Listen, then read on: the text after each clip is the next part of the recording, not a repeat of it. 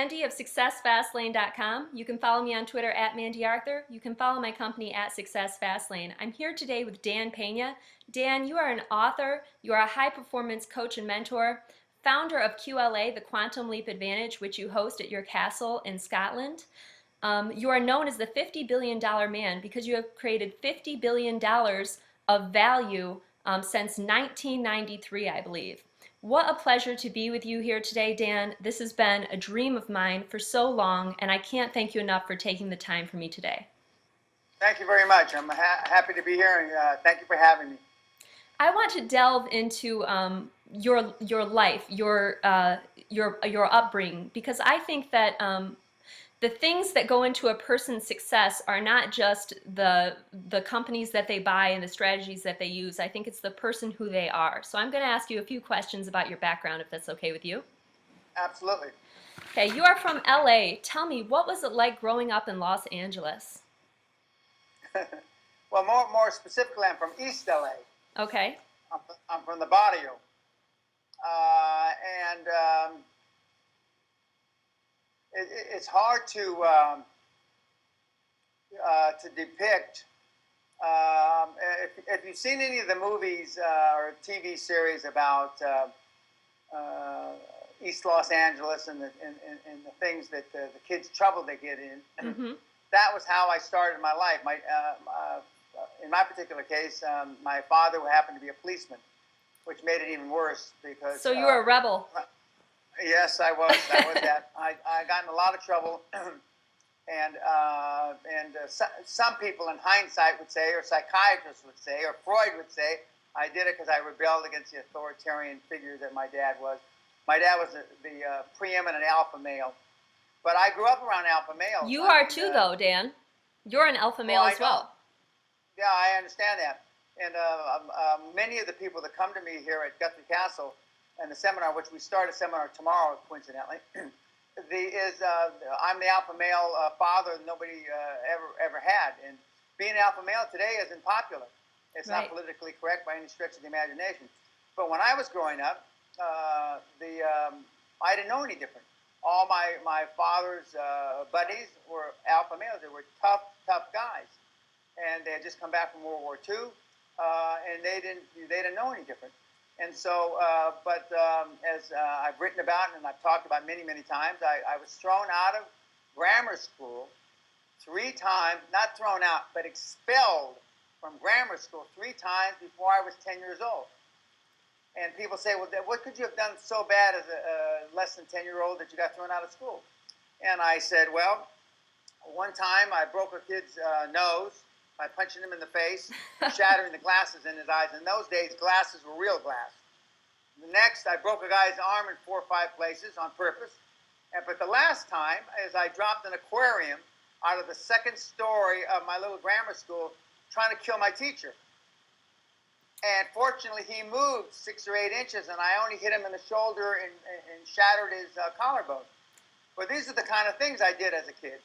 And unfortunately, as I got into puberty, my father moved away from East LA to an area he couldn't afford to get me out of there because my father only had one goal in life for me. One. It wasn't to go to school. It wasn't to finish high school. It wasn't to go to university. It wasn't to be an athlete. None of it. It was to keep me alive until I reached the age of reason. Now, he wasn't sure that was going to be 20, 25, 30, or ever. And so I just got in a lot of trouble. But I mean, and I was, I won't say I was the worst kid in my neighborhood, but I certainly was one of the worst kids in my neighborhood. Wow, okay, so you were a troublemaker. You weren't a jock, you weren't the nerd, you were the troublemaker, you were the bully, weren't Correct. you? No, I wasn't a bully. The kids, little girls like you used to come to me and say, Danny, so-and-so is picking on me. Because I also happened to be the biggest kid, because I wasn't as big as I am now, but I was big. I was 6, 8 inches taller than everybody else. And so it would have been easy for me to be a bully, but I wasn't. Because the worst thing in my father's eyes, alpha male, was to be a bully. But little kids used to run to me for protection, and so I got in a lot of trouble. Okay, so you were just kind of a troublemaker, that's it. Correct. I didn't like authority. So how do you think that that has uh, made, how do you, what role do you think that's had in your success, having that rebel instinct, that rebel mentality? Well, I can only look in hindsight back, many decades later. But I realized I didn't like being told you can't do it, and I didn't give a shit what they said. I just did it, and in my career has been more or less, that's been the mantra. And you can't do that, Dan, and I've done it, and I've done it in countless and countless and countless business transactions.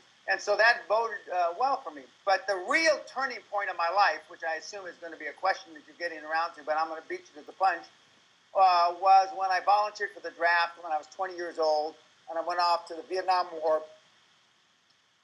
And I flunked out of university 3 times. And the only reason I went to university, I had no, I went to a little state school. I flunked out 3 times, and I decided, well, I'm not going anyplace. I might as well volunteer to go in the Army. I volunteered to go to the Army, but I went through OCS, Officer of Candidate School, and I was commissioned a young 21-year-old second lieutenant in the United States Army. And when you're an officer in the American military, the United States Congress gives you, and it's right over there on the wall, a big sheet of paper that says you're an officer and a gentleman, like the movie, by the act of the United States Congress. And it's the first high-performance thing I ever did. I was 21 years old. The rest is history. I took it seriously. Now, some of the girls I dated would have thought that I forgot about the gentleman part, but an officer and a gentleman, to this day, it's my credo.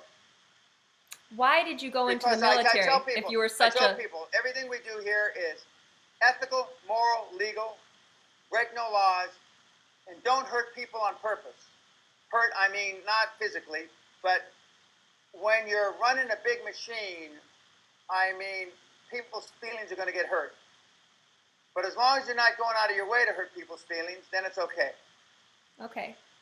Well, we'll talk about your style later because you've got a totally different style, Dan, and one that I really appreciate. But why did you go into the military if you were against authority to begin with? Did you just want to challenge yourself? Because I was going to probably go to jail.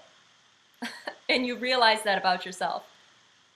There was some insight there. How did you mature enough to realize that, or was it something your father told you? Well, it wasn't a matter of maturity, but I had been arrested 5 times. Wow. Okay. It was a saving grace. All of which were alcohol-induced. Alcohol-induced.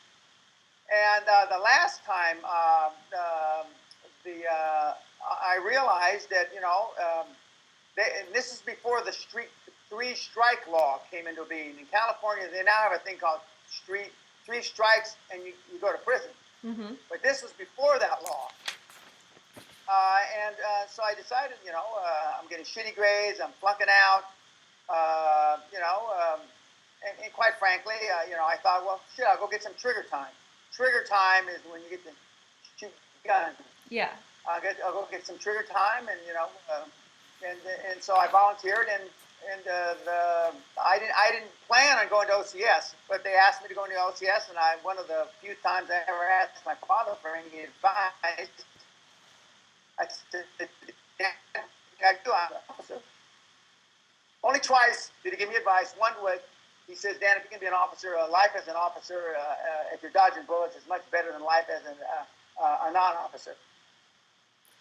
So I took him at his word, since he had served in the Korean and Second World War, and so I volunteered. What did you learn most from your father? It sounds like he had a big impact on your life. He did. I mean, I learned integrity and work ethic. When my father retired from the police department of 28 years, he had over 700 days of accumulated leave that he hadn't taken. 700 days of leave he hadn't taken, sick leave and all the statutory bullshit you can take in 28 years. And in those days, they just gave him a check. So that means he hadn't been sick, taken a day off, Lincoln's birthday, etc., in 28 years for 700. And so I never saw him not, you know, if he had a 100-degree temperature, he went to work. If he had a broken hand, he went to work. You know, he once got hit by a car. He got hit by a car, he went to work. So that's all I knew. Why was he like that? Most people are not like that, as you know, because you kick people's butts into shape at your QLA. How was your father Oh, yeah, like but that? man, you're talking about, you're just a young girl. I mean, in that generation, the guys that came back from the Second World War, almost all of them were like that. Okay. Okay, so it's just about recreating that same character in people, that same drive in people. That's what you try to bring to It's life. not recreating it. Some of them don't have it, Mandy. Right. So I got to paint it on them, like Van Gogh or like Michelangelo. But some people have it down deep inside, and then when they come to the seminar, I peel them like a banana. I peel them like an onion. I break them down some people I can break down in the first hour. Some people it takes 2 or 3 days. And then we start the building process back on the 4th, 5th, and 6th day. Okay. But we break everybody down. Okay. There's not a swinging dick that comes through here that's not broken down. Or, with the greatest respect, we have 2 women starting tomorrow, and it's going to be it won't be fun for them because I'm very graphic in everything I talk about. When I say graphic, I mean fucking graphic. And some of the women. But that's why I love you, Dan. All of the women are shocked. I don't care how tough you think you are. But I mean, most can roll with the punches. Occasionally, But we've had people in this seminar, and we're in the seminar room now. Okay. We've had people pass out, fall right out of a chair onto the floor. We've had people piss their pants, as God is my witness. We've had people shit their pants, as God is my witness. We had people collapse. We've had people that can't come back from, don't make it to Wednesday, the third night dinner because they're sick to their stomach. They're throwing up in their room or they're sobbing. People that I know that have been through this seminar have thrown up, couldn't make it to dinner the third night, and they sobbed themselves to bed. Wow. So you're a pretty tough guy, Dan. How has that translated into being a father? Not easily. What kind of a dad are you, Dan? Pardon? What kind of a dad are you? Well, I just had my birthday, and my youngest son got up and made a speech at my big birthday that was a couple months ago.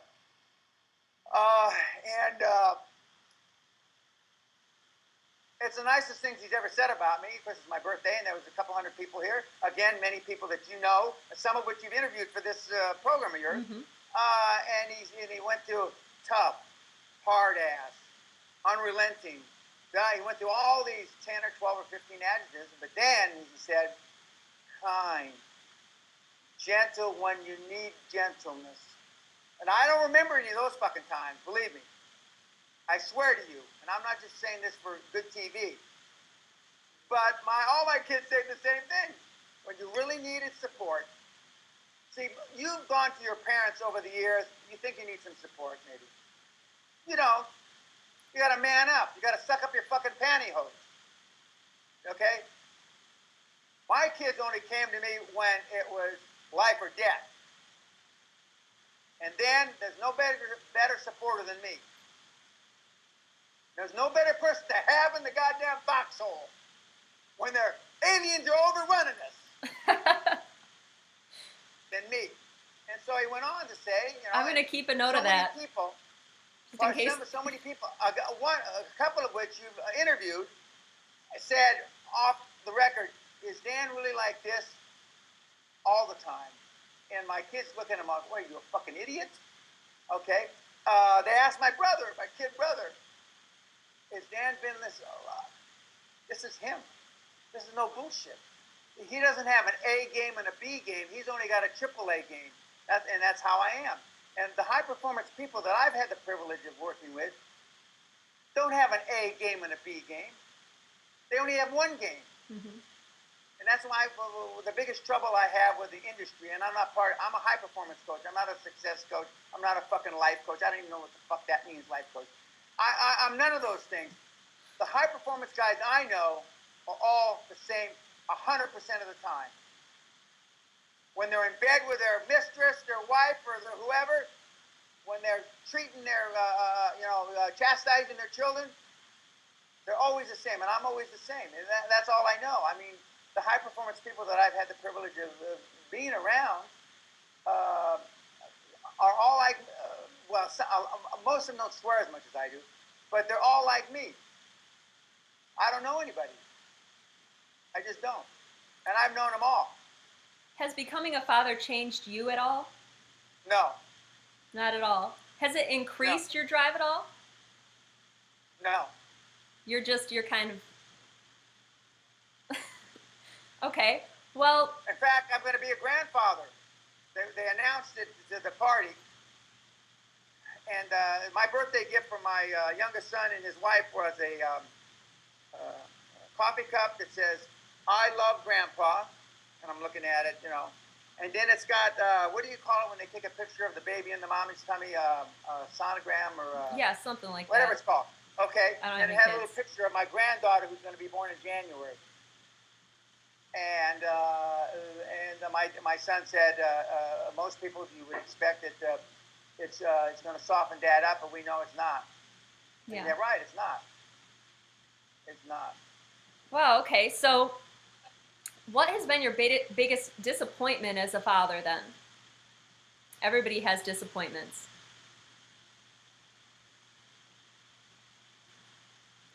Well, I mean, my children are all, they're all on course. Okay. I mean, you did talk about how you're not... They did kids when they were young, as teenagers and stuff. Yeah. They did stupid stuff. But so did you. Yeah, I know. Of course, what do you think they tell me? Exactly. And then my daughter would say, I didn't go to jail. And then she thinks because I'm smarter than Dad, that's why I never went to jail. That's what she thinks. Mm-hmm. But no, I have no real disappointments like that. Okay.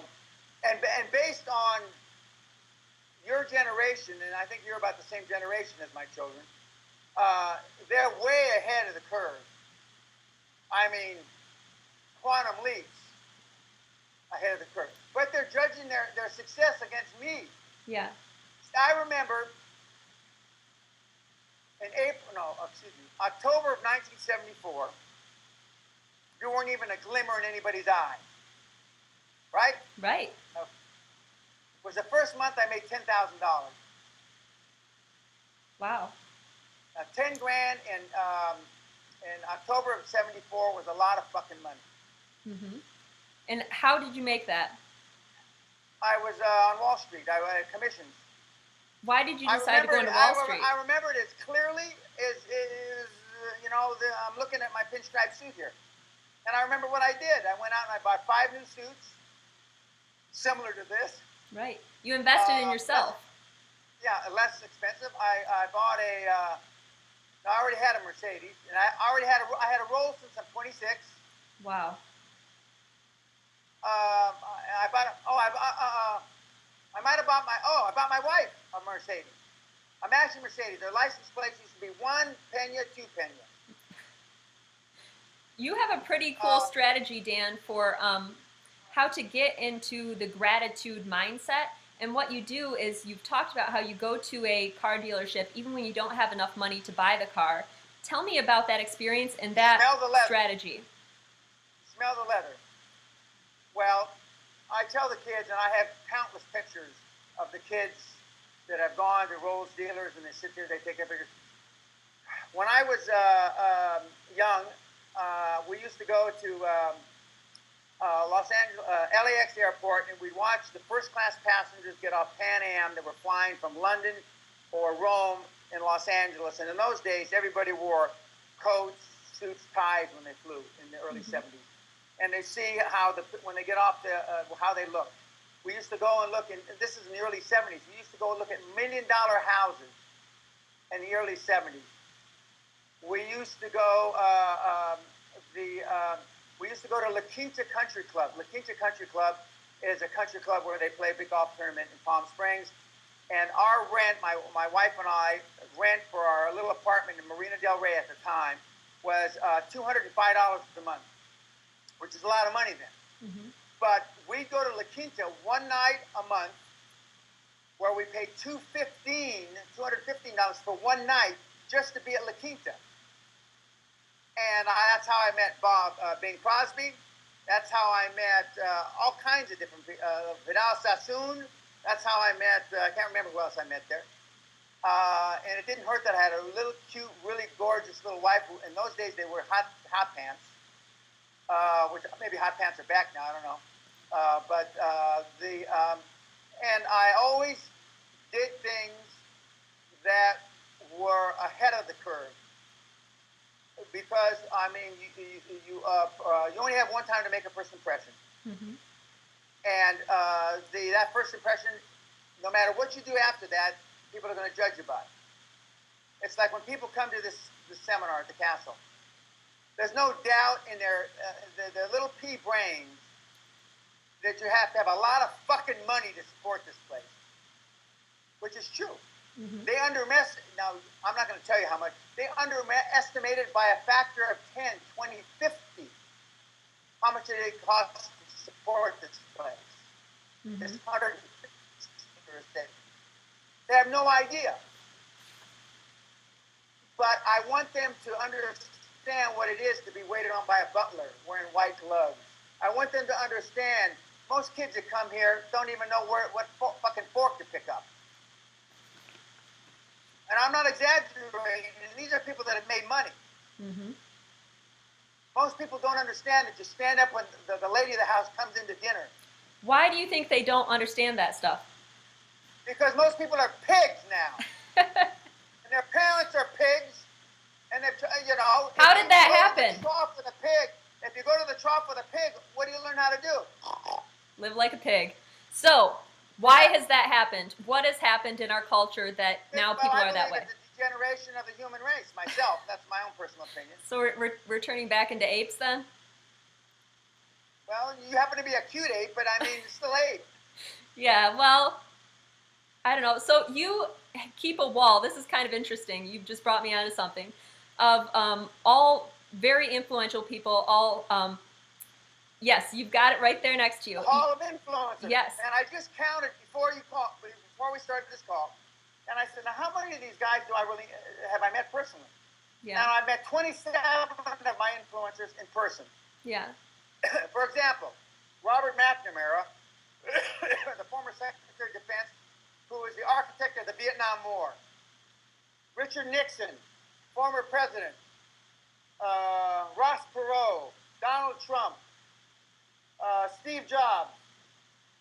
I've met these guys. Okay? Now, most of the people that are watching this thing, even if you're the most success, and I wish you all the success that you deserve, not that, you know, have only read about these guys. Right. That's it. Or they've looked on Wikipedia because they're too lazy to read about them. I actually know, I've known them. It's a bit, they can't be like me. Just like my dad, you know, was a generation of World War II, fought in 2 wars. You can't manufacture this stuff. And unfortunately, the kids today feel entitled.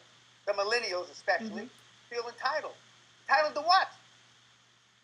Yes, I agree with that. And we have a lot of millennials that come here. My demographics, Mandy, used to be 10 years ago 35 to 45.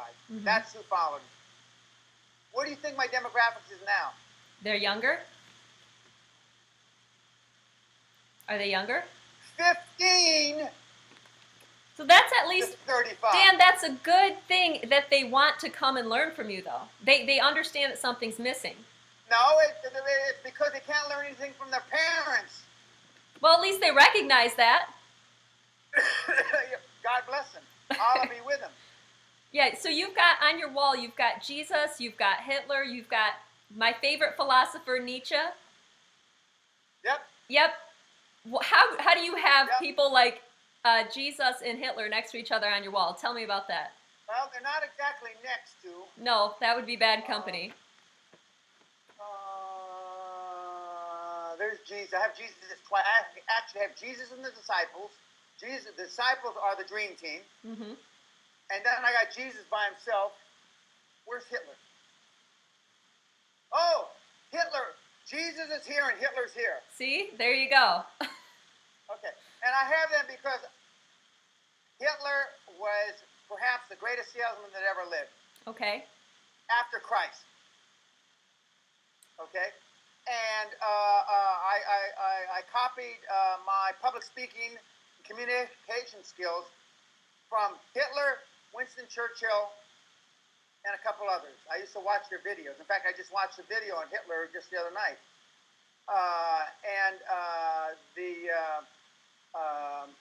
When people say I don't have enough this, I have enough that, and I show them, well, how did Jesus convince all these people? Mm-hmm. So I use them as influence, just as I use Donald Trump.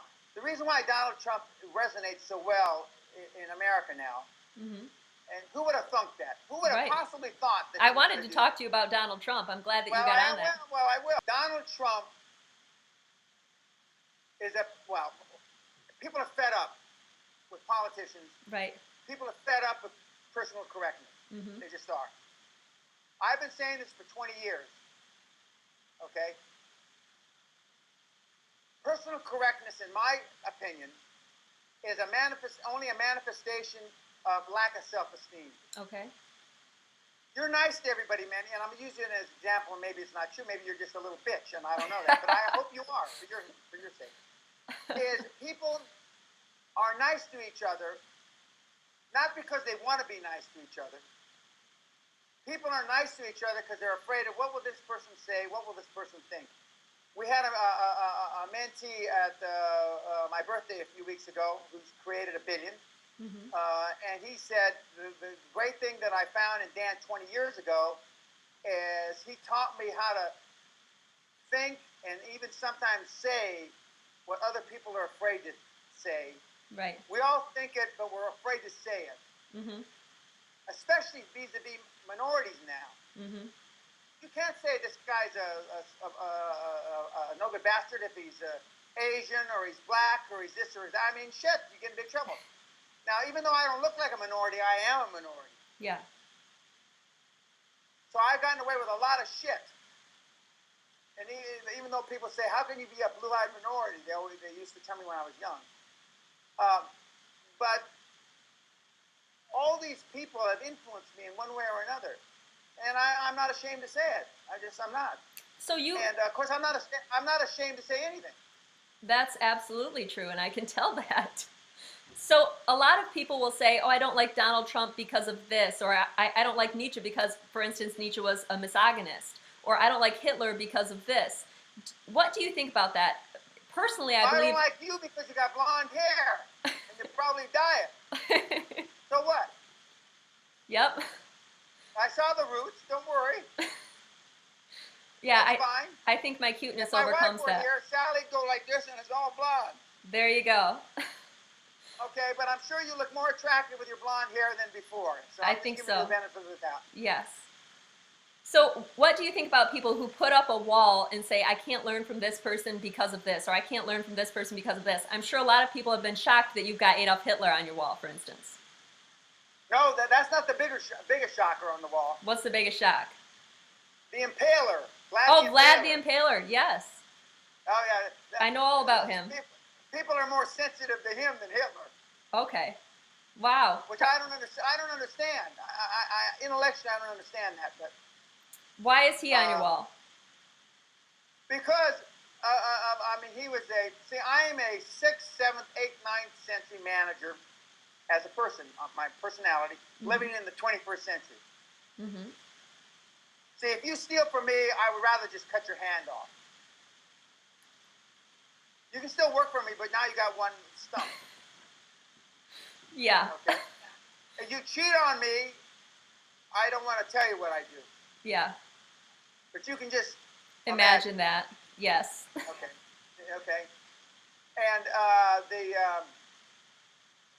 so I mean, my politics and my management style is more Vlad the Impaler. Mm-hmm. Why do Vlad you the think that Impaler. that's effective with people? Because obviously today a lot of people are, I mean, you talk about it with the millennials. I mean, you see companies like Google, you see tech companies that are coddling their employees, Oh, keeping, first of all, that's bullshit. okay, Okay. Do you know I have mentees at Google. okay, I have mentees at Twitter. I have mentees. What's the other one? Link. yeah, LinkedIn, Okay. That's the persona. It's okay, not the reality anymore. There was an interesting article, and I suggest that you read it a few weeks ago in, I think, Wall Street Journal about Amazon. mm-hmm. That's a And company that's, Amazon is Bezos. mm-hmm, I think it's the second largest company market cap on the planet now. mm-hmm. And they have turnover of employees 80% a year. Why is that? 80. Because they're always striving to get the best employee. Okay. They have a 80%. management style that's actually more similar to yours than others. They're very, demanding. Demanding that you to keep your job, you've got to work 80 hours a week to keep it. Wow. To be even considered for a pay raise or to go up the corporate ladder, you have to work 85 hours a week. Mm-hmm. And he's grown that in 20 years to the second largest company in the world. Right. So you agree He's with that never methodology? he's never paid a dividend. He's never made any money. Yeah. But he So lives why all the right. fuck does Bezos that does. work? Mandy, why the fuck has that worked? Why has that worked? Because it works. Because it works? You goddamn right it does. And truth be known, the CEOs of the Fortune 500 companies, every once in a while, some guy will slip and tell the news reporter, go fuck yourself, and then he gets fired. Mm-hmm. But what do you think they really think? Yeah, obviously. And I think that's wrong. The world is wrong because of that. It's wrong and it's political correctness. Correct. Okay. So where do you see the future That's going? what I teach these kids. And I teach these kids, starting tomorrow night, I want you to go back, and I have a big close, and I rant and rave, scream and yell, and I cry, and everybody else cries. I want you to go out there and be fucking ruthless. And I want you to be selfish. And if you don't love yourself, you can't love any fucking buddy else, and nobody's going to love you. Right. Be selfish. Do something for yourself. These people that carry fucking placards around, global warming, do like Bill Gates and Warren Buffett. Make $40 trillion and then give it to global warming. Don't complain about fucking global warming when you can't even afford your car payment on your fucking Fiesta. Right. You are a very eccentric man, Dan, and a very passionate man. I can tell that. Why do you You have think no that? idea. And I'm toning it down for you. Don't kid. you tone it down for me. Okay, I don't want you to pee your little panties there. I wouldn't worry about that. Oh, you wouldn't? Well, that's what they all say. I'm ready. That's what they all I was say. born ready, Dan. Let's go. And the guys that think they're tough, say, Dan, I want to remember something. Would you please hit me? It's God is my witness. Would you please hit me? I said, no, I don't do that anymore. I'm an old man now. I don't do that please now, anymore. please hit me. The Wow. last time I hit somebody, I broke his jaw and sent him to the hospital. Right. And I still get people to ask me. Why do you think they asked that question? Because they know they're cunts. And they think if I break their fucking jaw and it's got to be wired up, maybe I can transform them into a man. Can you? Yeah, for the most part, yeah, I can. Without breaking their jaw? That's why the mentor program's for free for a year Okay. after the seminar. I give everything away, unlike the other guys you're interviewing. Right. Everything. Why do you do that? Oh, God, I'm so glad you're such a sweetheart. I'm glad you asked me. I give it away because my stuff used to be the most expensive on the market.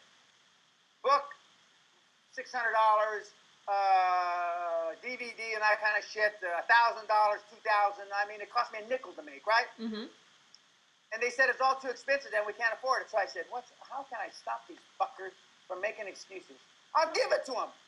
And I'll take the last excuse they have away from them. Wow. So you want to demolish excuses, demolish the reasons why people say that they can't succeed. I want to demolish procrastination. And then if you don't do it, Mandy, then you got to look in the mirror with your brown roots and say, fuck, it's only me. I'm the real weenie here. Why do you think that strategy has been... One thing I want to make perfectly clear. Okay.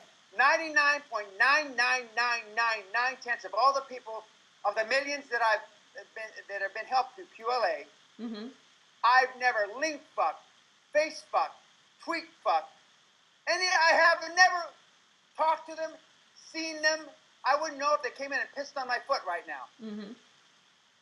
The 0.1% of the people that I have helped have come and sat in this room. Mm-hmm. Now, I would be disingenuous if I didn't tell you, the people I physically laid hands on, I don't mean by hitting, breaking jaws, physically laid hands on are the billionaires.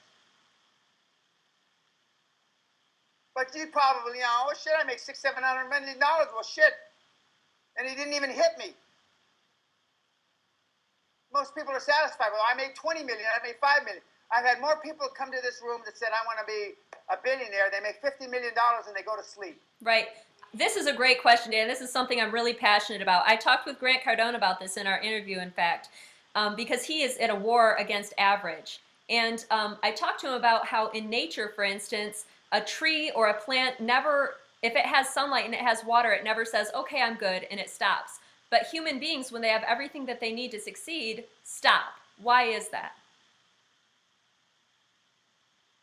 Because they have low expectations. See, self-esteem is built the first 7 or 8 years of life. Mm-hmm. Who were you around the first 7 or 8 years of life? I was the same person I am now. No. Who raised you the first 7 or 8 years of life? My parents. Okay. So you either got self-esteem from them or you didn't get self-esteem from them. Right. Okay? You're the average, and I'm not the only person that says this. You show me your friends and I'll show you your future. Mm-hmm. I have no friends. Yeah. I literally don't. Okay? The closest I have is I have about 100 mentees running around on any given year Mm-hmm. that I mentor for a year for free. Mm-hmm. Why do I do it for free? Because so I can throw them out if they're not performing. Mm-hmm. And the fallout rate is between the conference call I just had the day before yesterday, 50% have fallen out in a year. Why is that? Because they realize after paying me all the money they paid me, and after 3, 6, 8, 10, 12 months, they're not willing to make the sacrifices to be a high-performance person. Okay, so you say that being a high-performance person is not possible for everybody. You have a quote that says that. Absolutely. And so going to your seminar, and you are not for everybody. What kind of person Correct. are you, and is being a high-performance person for? Who does that suit? Okay, well, we're talking about my definition of high performance, not somebody Right. else's. Okay, if you're willing, if there's a hip hop guy speaker, I can't think of his name now. He's been on London Real, the hip hop preacher, and whoever he is. He says, if you don't want success more than you want air to breathe, don't come to me. Is that how you feel? Yes. Because if you've got the desire and you're willing to make the sacrifices, I've done a $400 million deal with a guy who dropped out of school at 14, Mm-hmm. who has 1.0 level. You don't know what that means, but in European terms, that means he passed only one course when he left school, carpentry. Mm-hmm. And we did one of the biggest healthcare deals in the history of Britain. Yeah, I've got a question for you now. That's a really good point. How important do you think college and schooling is to a person's success in life? I don't. Why did you work so hard then to finish college? Because I didn't know that then. Okay. Did it benefit you, do you think? Not one iota. So what would you tell kids who are being pressured to go into college, saying that that's the only way they can succeed in life? You know, their parents, everybody tells them Well, if that. they ask me, I tell them, some kids do benefit from school. Right. If you want to be an electrical engineer, yes. Okay. If you want to be an astronaut, yes. Mm-hmm. If you want to be If you want to be a billionaire, no. no. That's awesome. I love that answer. So what would you say to these kids who are getting out of college who have massive student debt right now and no job? What's your advice for them? You should have come here 10 years ago. To the QLA? What? They should pay off their debt. I don't believe in stiffing the government or anybody else. And you have to follow your passion. I tell people say, I want to be a billionaire. You find something that'll change 1 billion lives, you'll automatically be a billionaire. Right. Well, Zuckerberg's a perfect example. Most people get really confused when you say, there are so many memes out there and so many picture quotes that say, follow your passion. And people end up just saying, well, I'm really passionate about watching soap operas and eating Twinkies on the couch. And unfortunately... Well, you gotta just get fat and, have a few kids and get fat. Yeah, right. So what's the difference? I think you have to actually find your passion. Because for instance, me, I didn't know I would be passionate about what I'm passionate about until I tried it. Well, and the whole idea is, and what we tell the kids here, is go out and try a bunch of things. Some people, half the people that come here don't have an idea what they want to do, Mm-hmm. at least half. Some of them are inspired by what they see other people do here. And some people don't get inspired till they go out and they try a few things. Okay. So there's different paths. Oh, absolutely. Okay. You're not a big reader, but No, I'm not. you have Nietzsche on your wall. Have you read any of his books? Yeah, I have. What's your favorite thing that you learned from Nietzsche? That which doesn't. That what doesn't That kill you which makes does you not kill stronger? makes you stronger. Yeah, that's one of my favorites too. He also says something else that I think you're talking about right now. In Thusrak Zarathustra, he says, this is my way, where is your way? As for the correct way, the right way, and the only way, that does not exist. Well, I say it differently than that. What would you say? There's a right way, a wrong way, and a Peña way. Okay, a right way, a wrong way, and a Peña way. So Or QLA way. a person can still have success if they don't come to you, but you can increase the Oh, success. absolutely, Yeah. absolutely. Okay. So what is it that you And offer? what we do is we take what normally takes a generation, 20 to 25 Okay. years to accumulate the wealth. It's a generation. We can show you how to do it in 3 to 7 years. Okay. Tell me about your QLA. Let's give it 7 years. 7 years if you have a bunch of misstarts, and 3 years. Excuse me. And 3 years if you hit the ground running and you already know what your passion is, etc., Mhm. etc. Mm-hmm. Okay, so how many people have you helped with your QLA program? They tell me millions. Okay. I don't know that for a fact. So we'll say millions. Who has been the most successful? Who has had the most success? Is there anybody that you can name? Well, no. Well, I mean, on a corporate level, Dr. Klaus Kleinfeld, the current Okay. CEO and chairman of Alcoa, who was the CEO of Siemens, the 20th largest company in the world, who came to me as a middle manager, and 7 years later, he was appointed CEO of the $100 billion company and 400,000 employees. Mm-hmm. QLA works in the corporate world. Why do you do QLA? Why do you help all of these people? That's an excellent question. Thank you. I do it because I want to be known when they finally do put dirt on me someday. I want to be known as the You'll live greatest forever, Dan. I want to be known as the greatest high-performance coach that ever lived. Okay. Right now, in terms of numbers, I am the greatest high-performance coach that ever lived. Right. The reason because, why nobody else talks about any numbers is because nobody's produced any numbers. Right. You've created $50 And billion. my $50 billion is really a lot more than that, but there's 60% of the people I've helped don't want their name used. Mm-hmm. See, almost everybody wants wealth, Mandy, but not everybody wants recognition and fame. Mm-hmm.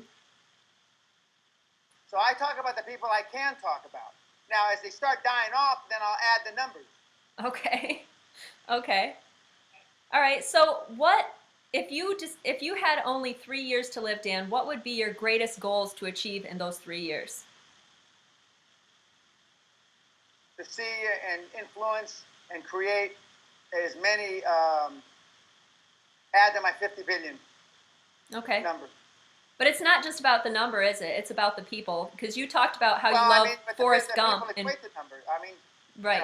some people come here with, and they make $1 million. I mean, we have a 100% track record in improving life. 100% track record. Not So- everybody. I mean, some people, just want to come away from enough to run their internet business more successfully.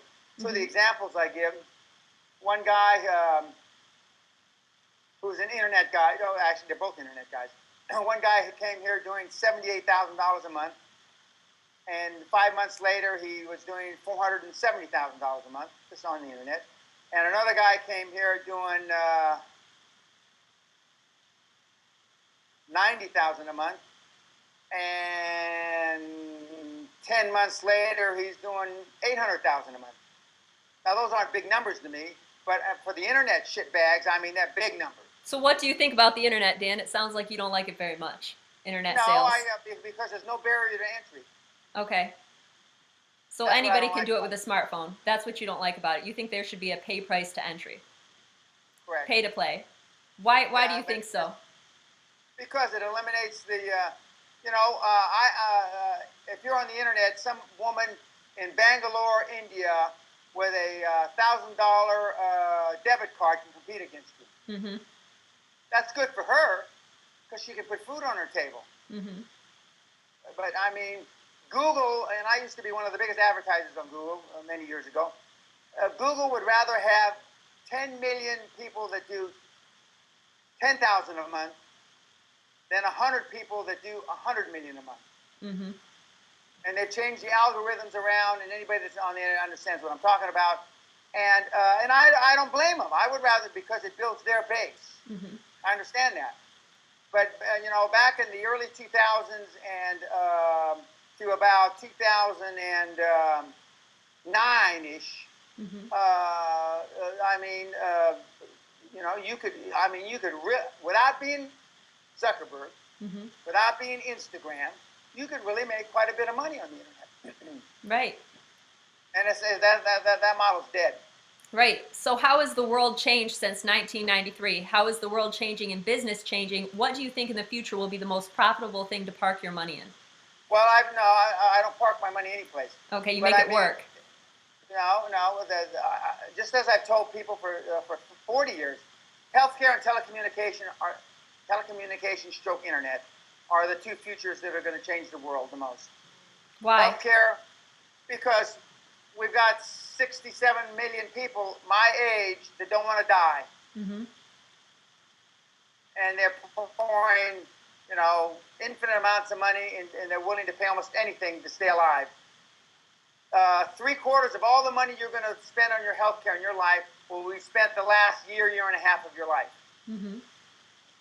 Half of that 3/4 is spent the last 6 months of your life. Why? Because we don't want to die. Mm-hmm. Our kids won't turn off the machines.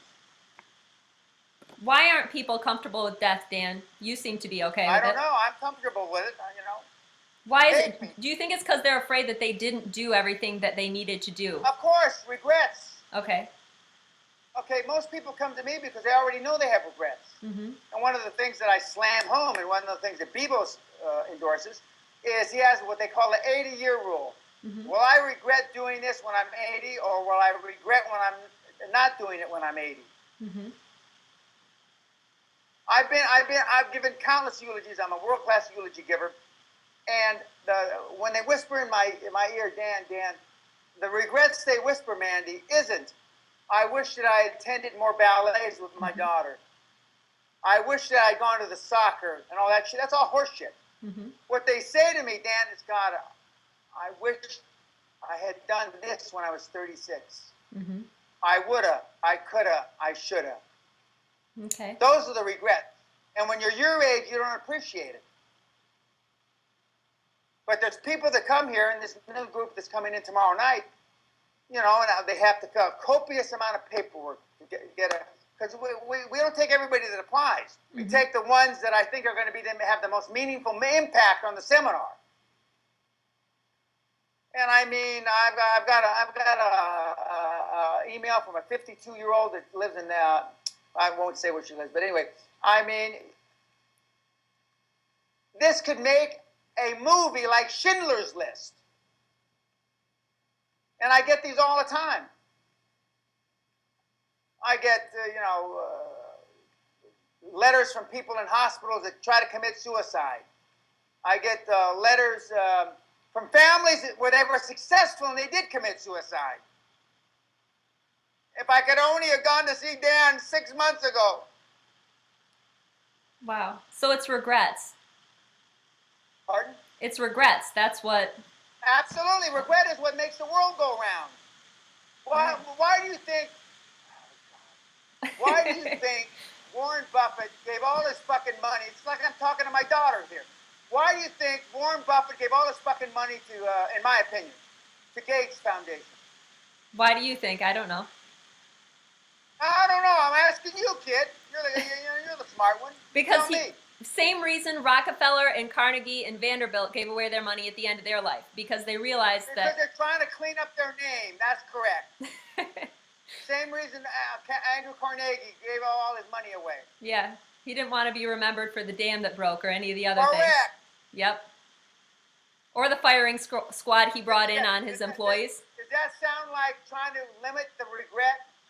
Yes. So what are you doing to limit your regret if everybody else does that?